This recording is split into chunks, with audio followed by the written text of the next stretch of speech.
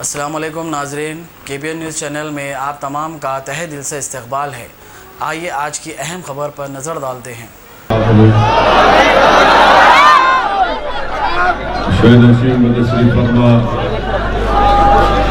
सदर मजलिस जगतियाल मोहम्मद यूनुस नदीम साहब, शेख नशीम में तशरीफ फरमा मुअज़्ज़िज़ उलमाए किराम, शेख नशीम में तशरीफ फरमा मुअज़्ज़िज़ बुज़ुर्गान मिल्लत, मेरे मजलिसी रुफ़ा, हाज़रीन इकराम, मेरी इज़्ज़तदार माँ और बहनों, ये एक इंतखाबी जलसा है और आप तमाम जानते हैं कि 20-22 जनवरी को इंतखाबात की राय दही का दिन है और मैं आपके दरमियान में इसलिए आया हूँ ताकि आपसे गुजारिश कर सकूँ कि बल्दी इंतखाबात में यहाँ पर मजलिस इत्तेहाद मुस्लिमीन के जगतियाल के बल्दिया के इंतखाबात में मजलिस के 6 उम्मीदवार हैं। एक वार्ड नंबर 4 के उम्मीदवार वाजिद अहमद साहब हैं। वार्ड नंबर 13 के उम्मीदवार मोहतरमा शाकिरा परवीन साहिबा हैं। वार्ड नंबर 27 के उम्मीदवार रज़ीउद्दीन है। वार्ड नंबर 21 के उम्मीदवार मोहतरमा लयफुद्दीसा बेगम साहिबा है। वार्ड नंबर 66 के उम्मीदवार हाफिज समीरुद्दीन माज इंजीनियर साहब है और वार्ड नंबर 26 के मजलिस की ताईद उम्मीदवार है मोहतरमा अस्मा अंजुम शकील पटवारी साहिबा। मेरी आप तमाम से गुजारिश है कि मजलिस इत्तेहाद मुस्लिमीन के इन तमाम उम्मीदवारों की हक में आप अपना कीमती वोट दें। मजलिस इत्तेहाद मुस्लिमीन का इंतखाबी निशान पतंग है और आपको इस मरतबा बैलेट पेपर के ऊपर जहां पर पतंग का निशान आपको दिखेगा, मेरी आपसे गुजारिश है कि वहां पर आप मोहर लगाकर अपनी जमात को, अपने इत्तेहाद को, अपने सियासी शऊर को कामयाब करिए। और साथ ही साथ मैं शुरुआत में ही आपसे इस बात का वादा करता हूं कि इंशाअल्लाह ताला जगतियाल में जो मुस्लिम शादी खाने का मसला है, जो मेरे ख्याल से इसका एक अजीमुशान रिकॉर्ड है कि इसको बनाने के लिए 30 साल लगे। ताजमहल को इतना टाइम नहीं लगा, मुस्लिम शादी खाना इतना टाइम लगा। ऐसा लग रहा था कि हर 6 महीने में 2-10 मिनट लगा के। दूसरा है उर्दू भर का मसला है और तीसरा इंशाअल्लाह ताला जो गंज के बड़े नाले की सफाई का है, जो बल्दिया के वजारत बल्दिया के जो जिम्मेदारान हैं उनसे बात करके इस ताल्लुक से इस काम की आगे पेशरफ में इसमें काम में करवाऊंगा। और एक चौथा मसला है उर्दू मीडियम बॉयज कॉलेज का, क्योंकि यहाँ से हमारे बच्चों को कोरटला जाना पड़ता। फिर खबरस्तान की सारबंदी का मसला है, वक्फ बोर्ड और वजारत अखिलती बहबूद के पास काफी फंड है, उसके जरिए से खबरस्तान की सारबंदी का काम मुकम्मल करवाया जा सकता है। और फिर मस्जिद नफीसिया खलील के सामने सीमेंट रोड और एक और जो मस्जिद नफीसिया से मुतसिल नाले का काम, फिर मलियामल के खबरस्तान का मसला है और स्लॉटर हाउस का मसले का काम भी है। तो इंशाअल्लाह ताला ये अहम जो नौ काम है जगतियाल के सिलसिले में मैं पूरी कोशिश करूंगा, हमारे अराकीन MLAs ये पूरी कोशिश करेंगे इस काम को करवाने के सिलसिले में। तीसरी बात यह है कि ये बल्दिया का इलेक्शन है और मुझे ये बात करते हुए, इख़रार करते हुए कहना पड़ेगा कि जब असेंबली के इंतखाबात आज से 1 साल पहले हुए थे, उस वक्त मजलिस इत्तेहादुल मुस्लिमीन ने एक फैसला लिया था और हमने बरसर इख्तियार जमात की तायीद का ऐलान किया था। और हमने तायीद का ऐलान इसलिए किया था कि हम नहीं चाहते थे कि एक नई रियासत तेलंगाना जो बनी और उसमें जो काम शुरू किए गए थे उन कामों को जारी रखना, और हम नहीं चाहते थे कि कांग्रेस और बीजेपी को कोई मौका मिले एक नई रियासत में। इसीलिए हमने बरसर इख्तियार जमात की तायीद की। फिर उसके 6 महीने के बाद जब पार्लियामेंट का इलेक्शन हुआ, पार्लियामेंट के इलेक्शन में हमारी पूरी कोशिश यही थी कि बीजेपी की कामयाबी को रोका जाए, और इसीलिए हमने बरसर इख्तियार जमात की तायीद की। क्योंकि कांग्रेस तो खैर पार्लियामेंट के इलेक्शन आते आते दम तोड़ चुकी थी, अभी भी कांग्रेस जो है बहुत बूढ़ी हो चुकी है, और अब कांग्रेस को कैसा कोई जिंदा कर सकता, वो मेरे पास तो उसका नुस्खा नहीं है। हो सकता है कि कोई हकीम साहब के पास गए तो हकीम साहब को नुस्खा बताएंगे, मगर हकीम साहब इंसानों के लिए नुस्खा बनाते, सियासी पार्टी के लिए नहीं बनाते। इसीलिए मजलिस ने पार्लियामेंट के इलेक्शन में बीजेपी को रोकने के लिए, ताकि कम से कम हम तेलंगाना में बीजेपी को रोकें, अल्लाह के फजल व करम से आप तमाम ने मजलिस इत्तेहादुल मुस्लिमीन के फैसले को कबूल किया। मैं आपका शुक्रिया अदा करता हूँ। असेंबली के इलेक्शन में अल्हम्दुलिल्लाह हमारी आइन ख्वाहिश के मुताबिक अल्लाह ने हमारे फैसले की लाज रखी। पार्लियामेंट के इलेक्शन में भी अल्हम्दुलिल्लाह किसी हद तक हम बीजेपी को रोकने में कामयाब हुए। ये और बात है कि तेलंगाना के 4 पार्लिमानी हल्कों से उनको कामयाबी मिली, और अगर इसमें कामयाबी मिली तो इसके जिम्मेदार हम नहीं है, इसके जिम्मेदार बरसर इख्तियार जमात की काहिली भी हो सकती है, उनकी कमजोरी भी हो सकती है, उनका सही तरीके से काम नहीं करना। और निजामाबाद में यहां से कामयाबी नहीं मिली। मैं समझता हूं कि बरसर इख्तियार जमात को मुहासबा करना पड़ेगा और उन तमाम कमजोरियों को दूर करना पड़ेगा। और अगर वो कमजोरी है तो ठीक है, मगर कोई साजिश अगर किया है तो उसका भी उनको देखकर एक फैसला लेना पड़ेगा। चौथी बात यह है मेरे अजीज दोस्तों और बुजुर्गों कि अगर आप पार्लियामेंट इलेक्शन का पूरा डेटा देखेंगे तो दिल्ली में एक तंजीम है जिसका नाम है CSDS। उस तंजीम ने पार्लियामेंट के इलेक्शन के बाद एक डेटा मुल्क के सामने रखा, और ये डेटा मैं आपके सामने इसलिए रख रहा हूं ताकि आप समझ जाएं और आपको मजलिस के हक में वोट लेने के लिए फैसला लेने में आसानी होगी। जितने मजलिस इत्तेहादुल मुस्लिमीन के मुखालिफीन हैं, उनकी जबान पे पहला जुमला क्या होता मजलिस के ताल्लुक से, इन्हों वोट काटने के लिए आ रहे,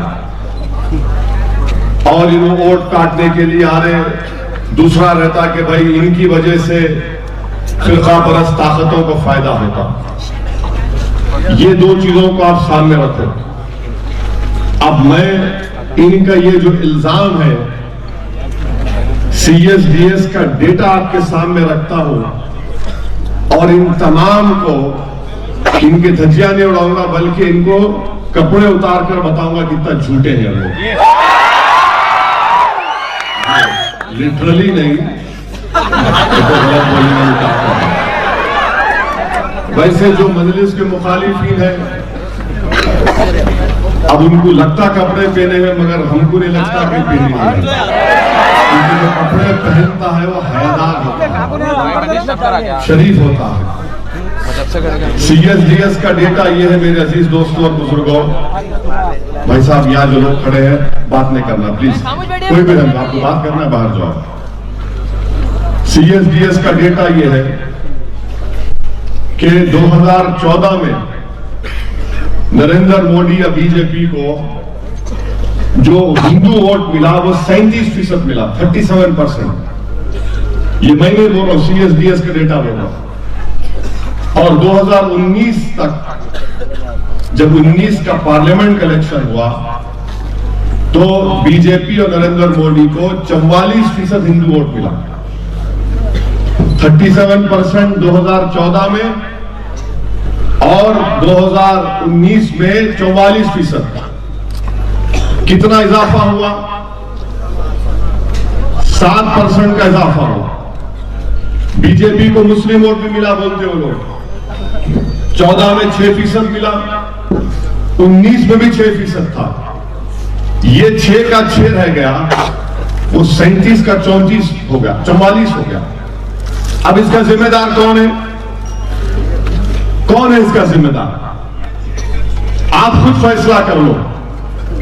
37% 2014 में बीजेपी को वोट मिला और 2019 में उनको 44%, 37 से 44 हो गया। अब कौन जिम्मेदार है इसका? कोई नहीं बोलता इस बारे में। इसलिए नहीं बोलते क्योंकि इसमें सच्चाई है। वो जो डेटा बनाने वाले हैं वो माहिरीन है, आलिम है, स्कॉलर है, काबिल है। मेरा बोलने का आपसे मकसद ये है कि यहां पर बीजेपी का वोट बढ़ रहा है और इसीलिए उनको 306 उनके एमपी कामयाब हो गए। और जब मजलिस इलेक्शन लड़ती है, चाहे बल्दिया का हो, असेंबली का हो या पार्लियामेंट का भी हो, उन सब एक जगह जमा हो जाते, पूरे सियासी पार्टियां। उनका मकसद क्या है कि मजलिस इलेक्शन नहीं लड़ना। मजलिस क्या रहना? मजलिस खाली एक अंजुमन तजफीन और तकफीन की जमात बन के रह जाना।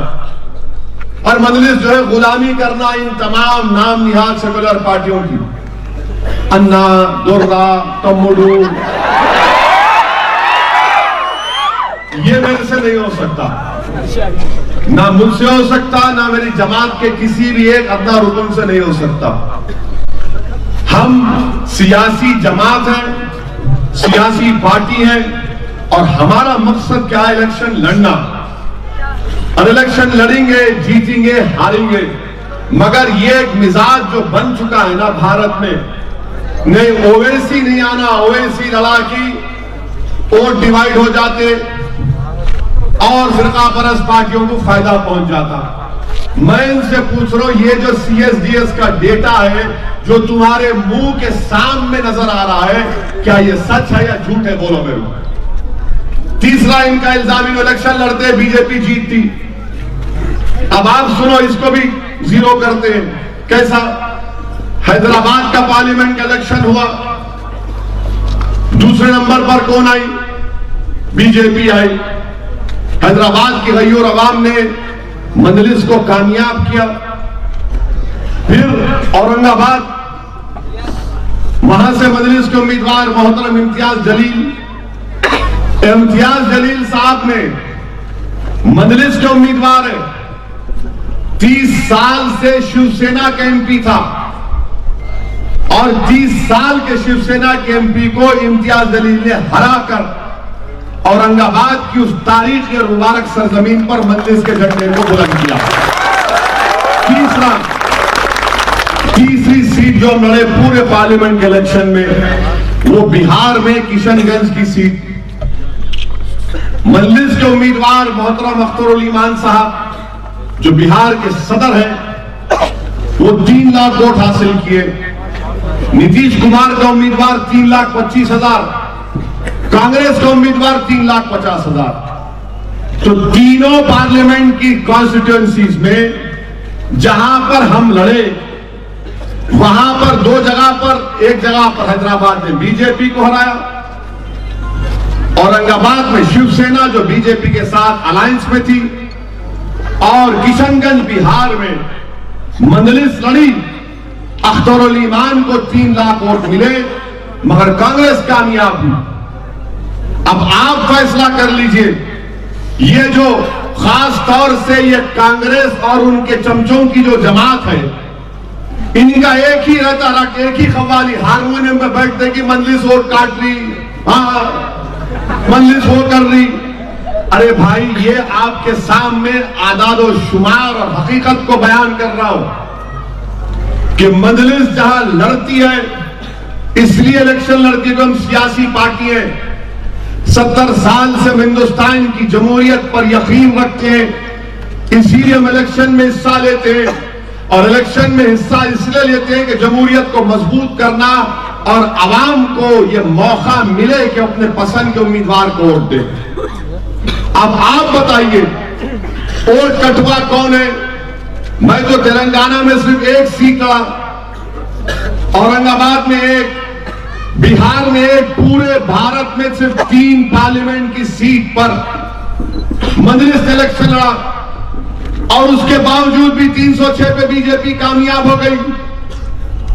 तो नुक्स किस में है, कमजोरी किस में है?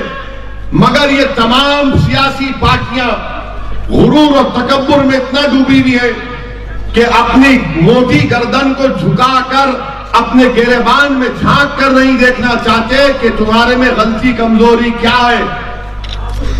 अगर यहां का एक बरसर इख्तिदार का जिम्मेदार आदमी पार्लियामेंट के इलेक्शन में घर में बैठ गया, कुछ काम नहीं करा और खुद के इलेक्शन में घर घर खटका मारा, तो उसकी जिम्मेदार कौन है? मैं हूं। मेरे अजीज दोस्तों और बुजुर्गों, ये डेटा आपको बता रहा है कि हमारे मुल्क में फिरकापरस्त ज़हनियत बहुत ज्यादा बढ़ चुकी है, बहुत ज्यादा बढ़ चुकी है। और हिंदुस्तान की, भारत की पार्लियामेंट में कितने मुस्लिम एमपी जीत कर आए? आबादी के लिहाज से कम 55 से 60 जीत के आना। आपको मालूम कितने जीत गए? 23।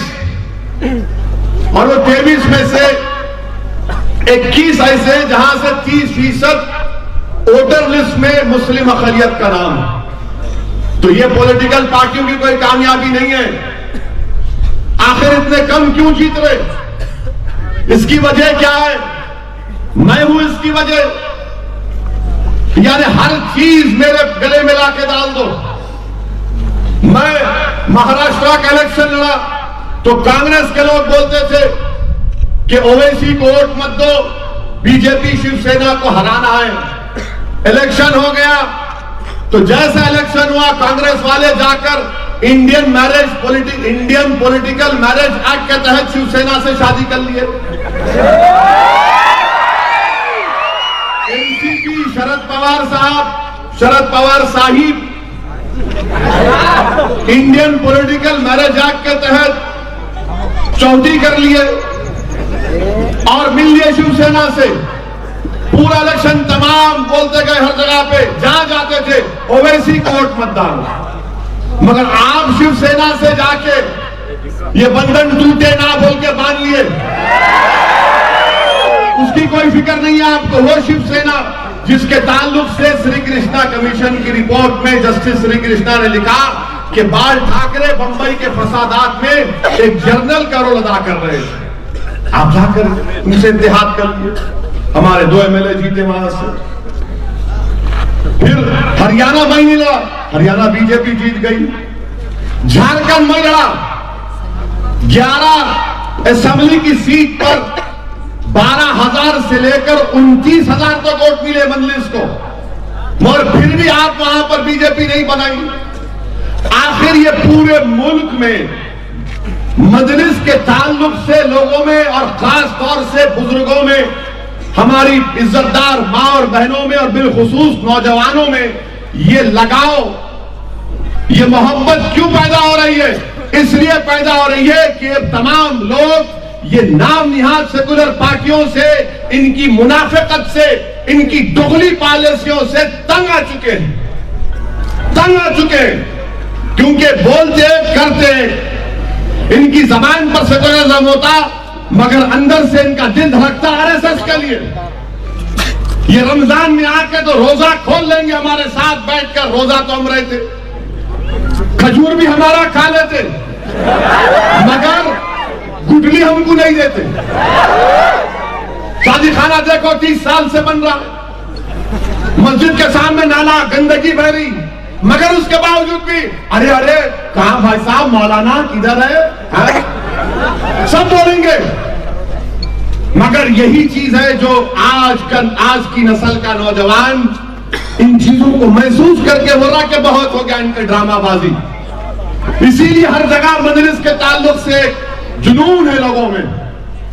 मेरे भाई, इस चीज को आपको समझना की बहुत बड़ी जरूरत है कि आप 22 तारीख के दिन आप मजलिस के अपने अपने वोट का इस्तेमाल करिए। ये असेंबली का इलेक्शन नहीं है, ये पार्लियामेंट का इलेक्शन नहीं है, ये बल्दिया का इलेक्शन है। और जरूरी है कि जखियाल में आप अपनी एक मुकामी सियासी क़यादत को मजबूत करिए। मेरा जो सदर है नेक आदमी है, मुखलिस है, और ये कौम और मिल्लत और अवाम के मसाइल के लिए बेनस होकर काम कर रहा है। आप एक ऐसे नेक आदमी के हाथ को मजबूत करिए। यहां पर अपनी एक सियासी क़यादत को मजबूत करिए। दूसरे पार्टियों में सब चीजें हैं, सब लोग हैं, मगर याद रखो है मेरी इस बात को, आप इसका नोट कर लीजिए। ये नाम की क़यादत है, वो बेनाम की लीडरशिप है। ये नाम के साथ इखलास की क़यादत है, वो तो बेनाम की लीडरशिप है। उनका काम सिर्फ इफ्तार की दावत करना, उरस आया तो एक पंखा चादर लेकर चले जाना। हमारा काम यह है कि हम वो भी करेंगे और मसाइल को हल करेंगे। असेंबली में बैठेंगे तो गूंगों की तरह नहीं बैठेंगे, हुकूमत से सवालात करेंगे, चीफ मिनिस्टर को तजावीज देंगे और अक़लियतों का, अवाम का काम करवाएंगे। पार्लियामेंट में बैठेंगे तो दूसरों की तरह खामोश बैठकर नहीं देखेंगे, बल्कि हरकत करेंगे, पुकारेंगे, चीखेंगे, लड़ेंगे। जितनी आवाज अल्लाह ने हमारे हलक में दिया उसको निकाल कर कहेंगे कि हमको इंसाफ मिलना चाहिए, हमसे इंसाफ मिलना चाहिए। यही चीज है कि जब पार्लियामेंट में मजलिस के सिर्फ 2 MP हैं, इम्तियाज जलील और ये शेरवानी परेशानी। आजकल हर जलसे में मजलिस के मुखालिफिन बोलते उन्हों आ रहे, उन्हों कोई भटकाव भाषण बोल देंगे, जरा शेरवानी आके कुछ बोल देंगे, अमल खराब हो जाएगा, ऐसा बोल रहे। उन्हों आ रहे सोच के भाईजान आ रहे तुम्हारे,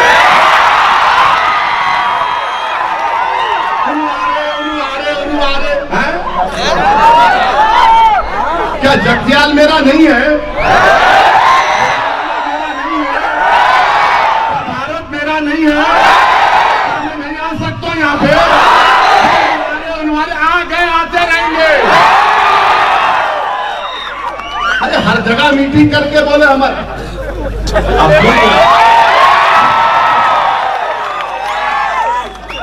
तो बोल भी मिला दिया दूल्हे भाई, पहले टिकटॉक पे बदनाम कर दिया भाई। मेरी वाइट है भाई, रह दो। अब आप बताइए कि हम, अरे मेरे को अभी हमारे सदर साहब बोले कि सर वो वहां पे कोई बोल दिए। अरे भाई क्या भाव बना के रख दिए? कहां कहां मेरे जलसे हुए बताओ? पूरे झारखंड में एक नहीं, मैं 25-30 जलसे किया, कुछ हुआ अल्हम्दुलिल्लाह, अल्लाह का करम है। महाराष्ट्र में मैं अपनी गाड़ी में 17 दिन में 2-2.5 हजार किलोमीटर किया, कई 40-45 जलसे किया, कुछ हुआ? हर जगह नहीं। अरे तुम्हारे में दम है तो आके बैठो और पूछो मेरे से। अल्लाह अगर हमको सलाहियत दिया बोलने की, अल्लाह का करम है, सदका नबी करीम सल्लल्लाहु अलैहि वसल्लम का दुआ है अहले दिल की, हम बोल रहे हैं। जब बोलना जुर्म है क्या? आप बताइए मेरे अजीज दोस्तों और बुजुर्गों। अब आगे सुनो, पार्लियामेंट में इम्तियाज जलील अपना हल्फ लिए, नए एमपी थे, वो एमएलए थे महाराष्ट्र में 5 साल, अब मेरे बाजू आके बैठे हुए हैं। वो काफी लंबा रहता। उसके बाद बोले असद भाई अब आपका नंबर आ रहा है, जाके अपना बैठो जरा, जाओ हमको। हम तेलंगाना बोलते ना, गम्मत देखो गम्मत।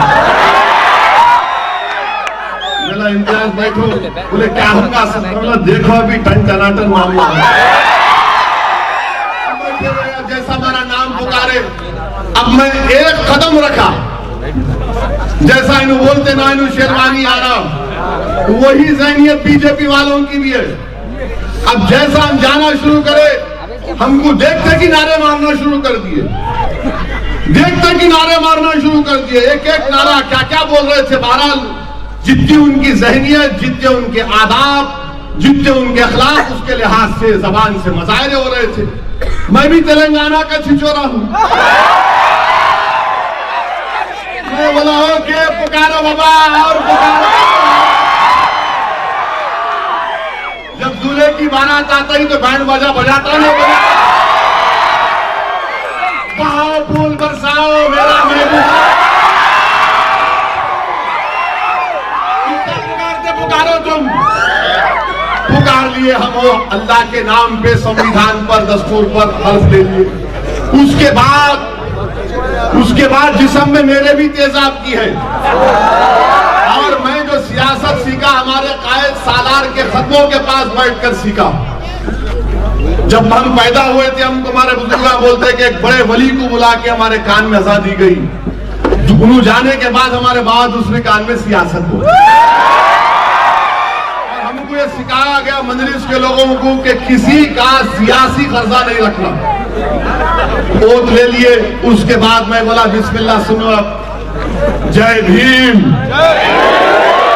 अब उनके चेहरे जो थे, उनके सामने टीवी है, पीछे नजर आता प्यारे बैठे हुए। उसके बाद बोला अरे सुनो, तकबीर, अल्लाह अकबर। अब उसके बाद मैं चलेगा, अब देखते रहा, उनको समझ में नहीं आया कि आखिर इन्हें क्या करके चलेगा। ये देखो आप, ये आपकी ताकत है। इसलिए हम कह रहे हैं कि यहां से अगर 6 को जिता दिए तो जगदियाल की बल्दिया के दरो दीवार हिल जाएंगे मजलिस के पास। क्योंकि अब तक जितने भी गए अन्ना अन्ना अन्ना, साहब दुर्रा भारत का है का साहब के संविधान में सब दुर्रा है, कोई दुर्रा के बाद कोई नहीं है। अब सब बराबर है, सब कोई मालिक नहीं, कोई गुलाम नहीं, सब बराबर है। और हम लड़ेंगे अपने हक के लिए। पार्लियामेंट में वो तकरीर होती है, ट्रिपल तलाक का मसला आया, किसने ट्रिपल तलाक पर खुलकर कहा? तकरीर उठाकर देख लो आप। मैंने स्पीकर साहब ने जो मौका दिया, ठहर कर कहा कि मोहतरम 3 मरतबा मैंने इस बिल की मुखालिफत की और जिंदगी भर इस बिल की मुखालिफत करूंगा, क्योंकि यह दस्तूर के खिलाफ है, मुस्लिम खवातीन के खिलाफ है। मेरे अजीज दोस्तों और बुजुर्गों, इम्तियाज जलील पहली मरतबा के एमपी है। इनकी तकारीर उठाकर देख लो आप, खुलकर इम्तियाज जलील बोलते हैं। और फिर अनलॉफुल एक्टिविटीज प्रिवेंशन एक्ट, दहशतगर्दी का कानून, यह कानून टेररिज्म के सबसे बदतरीन कानून में शुमार होता। इस कानून में क्या था तरमीम जो की गई, जो मोदी की हुकूमत ने की, क्या तरमीम की कि दिल्ली में एनआईए का कोई ऑफिसर बैठकर एक लिस्ट निकाल देगा, जगतियाल के जैद बकर का नाम लिख देगा और कहेगा टेररिस्ट है। दिल्ली में बैठा एनआईए का इंस्पेक्टर जगतियाल में किसी की प्रॉपर्टी को जब्त कर लेगा, ये कहकर कि इस जायदाद से दहशतगर्दी के लिए पैसे इस्तेमाल हुए। मैंने मुखालिफत की दलाइल के साथ, सुप्रीम कोर्ट के फैसलों का हवाला दिया, मगर आपको जानकर तकलीफ होगी कि किसने उस यूएपीए एक्ट की तारीफ की पार्लियामेंट में। कांग्रेस पार्टी ने बीजेपी मोदी की तारीफ की इस बिल में।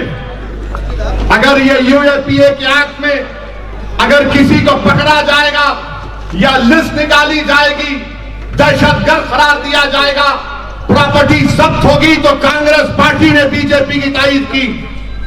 मैंने बताया पार्लियामेंट में कि राजस्थान की जेल में एक मुसलमान बच्चा था, 10 साल के बाद कोर्ट ने उसको बरी किया, और जब वापस अपने गांव को बच्चा गया तो मालूम हुआ कि उसकी मां चल बसी थी। तो मां की खबर पर जाकर लेट गया और कहा कि अम्मा, तेरा बेटा 10 साल के बाद आया और आज तू घर में नहीं है। ऐसे कानून की कांग्रेस पार्टी ने तायद की, और इनकी हिम्मत यह है कि असदुद्दीन ओवैसी पर इल्जाम लगाते हैं। लोग मुझसे पूछते हैं कि तुम मुखालिफत करे तो क्या हुआ? अरे याद रखो, जब मुल्क की तारीख लिखी जाएगी, तो जब मुल्क में तूफान मचेगा, जब ये मुल्क में दस्तूर की धज्जियां उड़ाकर खुदा ना खास्ता अगर ये मुल्क फाशिस्ट मुल्क बन जाएगा, तो कम से कम लिखने वाला मौरख तो लिखेगा कि सरजमीन तेलंगाना का एक दीवाना था जिसने पुकार कर कह रहा था कि मैं उसकी मुखालिफत करता हूं। कम से कम मौरख तो मुझे नहीं लिखेगा कि इसकी वजह से कानून बना। हम आज जो कह रहे हैं वो खुदा ना खास्ता कल पूरा ना हो जाए, वो खुदा ना खास्ता कल पूरा ना हो जाए। एक मंसूबे के तहत मोदी की हुकूमत काम कर रही है, एक मंसूबे के तहत, और वो मंसूबा क्या है? इस मुल्क को हिंदू राष्ट्र बना के छोड़ देना, इस मुल्क में अक़लियतों के तहजीबी सकाफती तमाम हुकूक को छीन लेना। आर्टिकल 29 और 30 का जो बात होती है, अमित शाह ने अपनी पार्लियामेंट की हालिया तकरीर में उसका हवाला दिया, इशारा दिया, और उससे मैं अंदाजा लगा लिया कि इनकी बुरी नजर दस्तूर के 29 और 30 पर भी है, जिसके तहत अक़लियतों को अपने तालीमी इदारे खोलने का इख्तियार हासिल है। मेरे अजीज दोस्तों और बुजुर्गों, CAA का कानून बन रहा था। आज पूरे मुल्क में CAA कानून के खिलाफ एहतजाज हो रहा है, हर रियासत में एहतजाज हो रहा है। अल्हम्दुलिल्लाह जट्टियाल में भी हुआ। मैं आपको सलाम करता हूं आपके एहतजाज पर। पूरा एहतजाज हर जगह पर हो रहा है। हैदराबाद की दारुसलाम में मुश्तरका मजलिस अमल के तहत एक कुल जमाती जलसे आम हुआ। मुश्तरका मजलिस अमल के तहत पिछले जुमे को हैदराबाद में एक तिरंगा रैली निकाली गई। मैं हैदराबाद की और अतराफ अकनाफ की तमाम का दिल की गहराइयों से शुक्रिया अदा किया और अदा करता हूं कि आप तमाम लोग बिला लिहाज मज़हब मिल्लत उसमें शामिल हुए और उसको तारीखी कामयाबी उसको मिली। एहतजाज हो रहा है। ये बिल क्या है? मैं जब यहां पर आ रहा था तो किसी ने मुझे फोन करके कहा कि CAA पर भी बोलिए, तो मैं तो CAA पर बोल ही रहा हूं। मैं आपको बता रहा हूं कि सिटीजन अमेंडमेंट एक्ट, हिंदुस्तान के वजीर आजम जो कहते हैं कि ये शहरियत देता है लेता नहीं है, झूठ बोल रहे हैं। ये शहरियत देता भी है और लेता भी है। दूसरी बात कि वजीर आजम बोलते हैं कि भाई पाकिस्तान, बांग्लादेश, यहां से आए हुए अफगानिस्तान से जो हिंदू आते हैं, दलित आते हैं, ये कहां जाएंगे भारत को छोड़कर।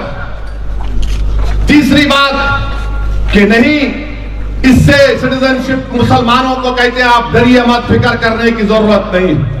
पहली बात तो यह है कि अगर अफगानिस्तान, पाकिस्तान, बांग्लादेश से हिंदू भाई आते हैं, आप उन पर, वो मजलूम अगर है, उनको इंसाफ करो। कैसे? रेफ्यूजी स्टेटस दो, international convention of refugee sign करो, मगर मजहब के नाम पर शहरियत मत दो आप। क्योंकि CAA का जो कानून बना, मेरे भाई, मेरे बुजुर्गों, हिंदुस्तान की पार्लियामेंट की तारीख में यह पहला कानून है जो मजहब के ऊपर बना।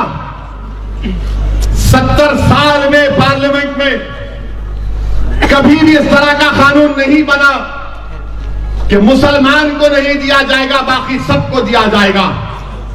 यह पहली मर्तबा हुआ है।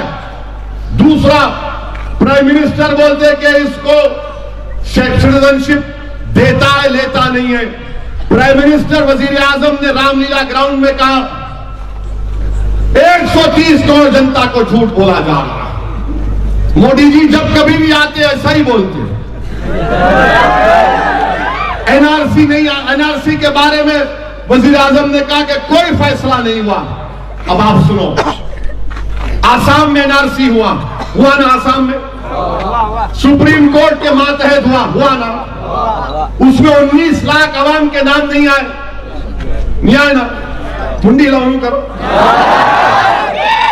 19 लाख लोगों के नाम नहीं आए। उसमें 5 लाख मुसलमान, 5,30,000 बंगाली हिंदू, माँ बाकी सब लोग हैं। वहां का आसाम का फाइनेंस मिनिस्टर, यूट्यूब पे जाके देखो आप, वो ये बोल रहा है कि हम आसाम के 5,40,000 बंगाली हिंदुओं को सिटीजनशिप अमेंडमेंट एक्ट के तहत सिटीजनशिप देंगे।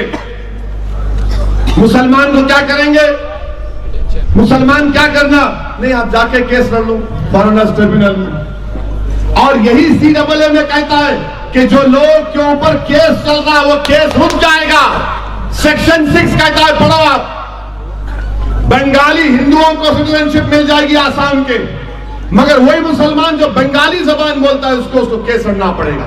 इनकी पहली झूठ। दूसरा, वजीर आजम बोलते हैं कि एनआरसी क्या है? मेरे भाई, एनआरसी को मालूम करना है। 2003 में अटल बिहारी वाजपेयी की हुकूमत ने ये रूल्स बनाए। ये तैयारी जब से चल रही थी। रूल 3, रूल 4 ये कहता है एनपीआर एनआरसी एक ही है। रूल 3, रूल 4 पढ़ लो आप। एनपीआर होगा तो एनआरसी होगा। आसाम के एनआरसी में 19 लाख लोगों के नाम नहीं आए, और जब तक नहीं आए थे बीजेपी बोल रही थी कि 50 लाख मुसलमान बांग्लादेश से घुस के आए। जनाब अमित शाह ने कहा था कि ये दीमक है, मगर जैसा 19 में खाली 5 लाख मुसलमान निकले, बीजेपी क्या बोल दी? हम नहीं मानते, इसको नहीं मानते। ये तो ऐसा हो गया कि जगतियाल के कोई ग्राउंड में बच्चे क्रिकेट खेल रहे, जो बड़ा पैसे वालों का बच्चा उसके लिए बैटर गोला रहता, एक गरीब का बच्चा तेज बॉल डाल के उसको आउट कर दिया, तो दौलतमंद का बेटा लोतरांडी करता, मैं आउट नहीं हुआ, मैं आउट नहीं हुआ, बैट लेके भाग जाता हूं। भी मैदान छोड़ के भाग गए, क्योंकि इनकी ऐन ख्वाहिश के मुताबिक आसाम के एनआरसी में मुसलमान के नाम ज्यादा नहीं आए तो इनको तकलीफ हो गई। अब मुल्क में जब एनपीआर होगा, एनपीआर ये है कि जगतियाल में इस्लामपुरा में आएंगे। इस्लामपुरा है ना यहाँ पे? चलो, ये शेरवानी को रोकता मालूम। इस्लामपुरा में आए तो आकर पूछेंगे, घर पे जाके नाम के साथ बोलेंगे आपके अब्बा अम्मा कहां पैदा हुए थे, तारीख पैदाइश क्या है बताओ। फिर उनसे पूछेंगे राशन, ड्राइविंग लाइसेंस है, आधार कार्ड है, इलेक्ट्रोल कार्ड है, पासपोर्ट है, लाके दो। ये सब जमा करके चले आते हैं। उसके बाद जगतियाल के बल्दिया के ऑफिस में एक सेक्शन लेवल का ऑफिसर उन्हें बैठ के देखेगा। अच्छा, मंजलिस के 6 उम्मीदवार लड़े थे ना, यहां से यहां लिख दो डाउटफुल सिटीजन। हंसने की बात नहीं है, यह प्रोविजन है कानून में, रूल 4 में लिखा हुआ है, रूल 4 सब सेक्शन 4 में लिखा हुआ है, आप पढ़ो जाके। उसके बाद क्यों लिखा तो डाउटफुल सिटीजन, कोई तरीका नहीं बताया गया, उसको इतने इख्तियारात दिए गए। अगर उन्हें मर्द है, अपनी बीवी से लड़ के आया तो गुस्सा हमारे पे निकालेगा, अगर मोहतरमा है तो सास का गुस्सा हम पे निकालेंगे। यानी इतने इख्तियारात उनको दिए गए। फिर पूछेंगे, अब आप सोचिए अगर किसी को डाउटफुल सिटीजन लिख दिए और आपसे बोलेंगे भाई अब आप बताओ आप भारत के शहरी है या नहीं। मेरे भाई, कोई भी इंसान हो, चाहे हिंदू रहो या मुसलमान रहो, वो इतना तकलीफ में आएगा कि भाई तू सब बोलना था, ये क्या सवाल कर रहा हूं। जिस सरजमीन पर मेरे आबोजदाद पैदा हुए, गुजर गए, जिस सरजमीन को मैंने अपना घर माना और इसके सिवा कुछ सोचा ही नहीं मैंने, आज तुम मुझसे पूछ रहे हो कि बताओ तुम इस भारत के शहरी हो या नहीं? आप बताइए क्या गुजरेगी उसके ऊपर। फिर बोलेंगे बर्थ सर्टिफिकेट लाओ। अच्छा, इस जलसे में मेरा आपसे सवाल है, हाथ उठाकर बताइए कितने लोगों के पास बर्थ सर्टिफिकेट नहीं है? याद उठा सकते शर्मानो? कितने लोगों के पास बर्थ सर्टिफिकेट नहीं है? और बर्थ सर्टिफिकेट का कानून क्या है मालूम आपको? अभी हाथ उठाए तो भाई उसको बटन जाके मारना। बर्थ सर्टिफिकेट का कानून यह है कि एक साल के अंदर जो पैदाइश होती है बच्चे या बच्ची की, आपको सर्टिफिकेट निकालना। उसके बाद निकाले तो कलेक्टर के पास जाती कार्रवाई, जुर्माना देना पड़ता आपको। जहां जुर्माने की बात आई वहां पर एजेंट तैयार हो जाते, लाओ 3000 लाओ बना के देते, 4000 लाओ बना के देते। ये गरीब जो 10,000 भी नहीं कमाता महीने को, वो कहां से देगा जुर्माने के पैसे? आप अंदाजा लगाइए। और एक बात, जो बीजेपी वाले बोल रहे डॉक्यूमेंट्स नहीं पूछे जाएंगे, झूठ बोल रहे हैं लोग। होम अफेयर्स की वेबसाइट पे जाओ, एन्यूमरेटर्स की मैन्युअल में लिखा हुआ है कि जाने से पहले सब लोगों को बोल देना इस्लामपुरे के अपने कागजात निकाल के रखो, तैयार रखो। कहां लिखा? रूल 2.2.3 में 1.6, 1.7, 1.8 में लिखा हुआ है। और हिंदुस्तान के वजीर आजम गलत पे गलत, झूठ पे झूठ बोले जाते हैं। और उसके बाद क्या होगा? अब ये सर्टिफिकेट दे दिए, समझो लिस्ट लगाएंगे पूरे इस्लामपुरे की जत्तियाल में, और इस्लामपुरे की लिस्ट में कोई भी जाकर एतराज दाखिल कर सकता कि नहीं, मजहर का नाम पे एतराज है, अब्दुल के नाम पे एतराज है, असद के नाम पे एतराज है। अच्छा, एतराज करने वाला प्रूफ भी नहीं देगा कि भाई इसलिए एतराज कर रहा हूं, मेरे को मालूम इन्हें नहीं है भारत का, कुछ नहीं, उन्हें खाली जाके एतराज करेगा, फिर उससे पूछा जाएगा। यानी पूरा बर्डन ऑफ प्रूफ जिसका नाम पे एतराज उस पे आ जाएगा। अब आपको बताना पड़ेगा कि आप भारत के हैं। और आपको मालूम ये मसला गरीबों का है, मुसलमानों का नहीं है सिर्फ, ये दलितों का मसला है, ये हमारे गरीब हिंदू भाइयों का मसला है, ये आदिवासियों का मसला है, खास तौर से हमारी महिलाओं का, खवातीन का मसला है। किसी भी घर में उन दो हमारी बच्चियां शादी होके जाते नहीं जाते, कहां जाएंगे बोलो? फिर आप कहां सर्टिफिकेट उनका? आपको मालूम यही नरेंद्र मोदी की हुकूमत ने 2015 में सर्वे किया, नेशनल फैमिली हेल्थ सर्वे में कहा कि भारत में 28% लोगों के पास सर्टिफिकेट नहीं है, जिसमें 40% मुसलमान और दलित, 44% आदिवासी। किसके पास सर्टिफिकेट है? दौलतमंदों के पास है, दौलतमंदों के पास है, गरीबों के पास नहीं है। आप लोगों के तरह, गरीबों की तरह नहीं है। ये उनका सर्वे बोल रहा, और इन्हें एनपीआर करने जा रहे, एनआरसी हो जाएगा। बताइए आप, ये किसके खिलाफ है? भारत के गरीबों के खिलाफ है। और हिंदुस्तान के वजीर आजम तो बोलते हैं कि मैं गरीब था, मेरे पास कपड़े नहीं थे। अगर आपके पास इतना सब गरीबों से मोहब्बत है तो फिर ये बोझ गरीबों पर क्यों डाल रहे हैं आप? मेरे भाई, ये मुल्क को, इसकी खूबसूरती को बिगाड़ने की कोशिश की जा रही है। ये मुल्क ना मुसलमान इस्लाम का है, ना हिंदुइज्म का है, ना जैनिज्म का है, ना क्रिश्चियनिटी का है, ना पारसियों का है। ये मुल्क सबका है।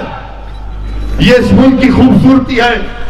इसीलिए हमने चीफ मिनिस्टर के चंद्रशेखर राव साहब से जाकर मुलाकात की और उनसे कहा कि केसीआर साहब, हमको आप पर भरोसा है। मैंने उनके सामने कहा कि पर्सनली मुझे आप पर भरोसा है, आप एनपीआर पर रोक लगाओ। चीफ मिनिस्टर ने मुझसे पूछा कैसा एनपीआर अलग है, एनआरसी अलग है? मैंने कहा नहीं सर, एनपीआर एनआरसी एक ही है। देखो आप, ये पार्लियामेंट में सवालात के जवाब, ये होम मिनिस्ट्री की किताब है, एनुअल रिपोर्ट। हमने उनको कहा, चीफ मिनिस्टर ने कहा कि मुझे टाइम दो। मैं आपसे भी अपील कर रहा हूं कि हमको अपनी रियासती हुकूमत पर दबाव डालना है कि एनपीआर पर स्टे लगना जरूरी है, जिस तरह केरला की हुकूमत ने किया। एनपीआर पर स्टे लगेगा तो तेलंगाना के गरीबों को राहत की सांस लेंगे, वरना पूरे गरीब परेशान हो जाएंगे। और फिर होगा क्या? एनआरसी तो हो ही जाएगा, कई तकालीफ के मरहलों के बाद गैर मुस्लिम भाई बहनों को मिल जाएगा सिटीजनशिप, मगर मुसलमान को नहीं मिलेगा। मुसलमान को नहीं मिलेगा इसलिए कि सीडब्ल्यू का कानून ऐसी है। अब सीडब्ल्यू कानून आता है यहां पर। आप समझे मेरी बात को, आप समझे मेरी बात को, नहीं समझे तो फिर समझाता हूं। एनआरसी में जिसका नाम नहीं आएगा उन तमाम को क्या होगा? फिर केस बनना पड़ेगा, फॉरेनर्स ट्रिब्यूनल में, डिटेंशन कैंप में जाना पड़ेगा। ये इनकी साजिश है। और ये साजिश कहां से शुरू हुई? 1930 और 35 में आरएसएस के एक हेड थे गोलवालकर, जिसकी तारीफ और तारीफ में नरेंद्र मोदी ने अपनी किताब में उन पर एक पूरा चैप्टर लिख दिया। गुरु गोलवालकर जिसको कहते हैं, गोलवालकर ने 1930 या 35 में कहा था कि हम भारत के मुसलमानों को उसी शर्त पर रहने देंगे कि इनके सिटीजनशिप के राइट्स नहीं रहेंगे, इनकी शहरियत के राइट्स नहीं रहेंगे। जो बात 1930-35 में गोलवालकर ने कही थी, उनके शागिर्द जनाब नरेंद्र मोदी उसको पूरा करने जा रहे हैं। मेरे भाई, यही सास मसला है, याद रखो।